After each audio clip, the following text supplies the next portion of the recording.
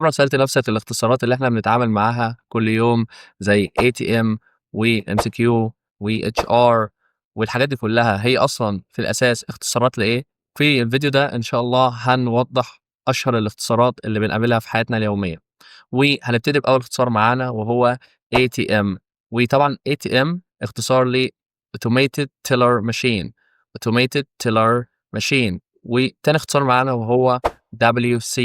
WC اختصار لWater Closet يعني دورة المياه. تالت اختصار معانا وهو PC. وPC اختصار لPersonal Computer اللي هو الحاسوب الشخصي. ورابع اختصار معانا وهو USB.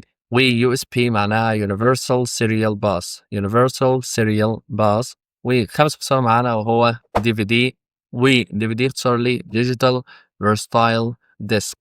Digital Versatile Disc. وسادس اختصار معانا وهو HR. طبعًا الHR بنسمعها كتير في الinterview وكده، والHR هو اختصار لHuman Resource. Human Resource. سابع اختصار معانا وهو MCQ. طبعًا MCQ كلنا عارفينها بس مش كلنا عارفين هي اختصار لإيه. MCQ اختصار لMultiple Choice Questions.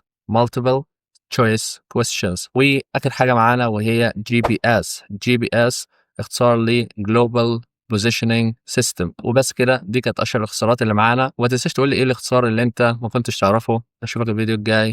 Like and follow. Goodbye.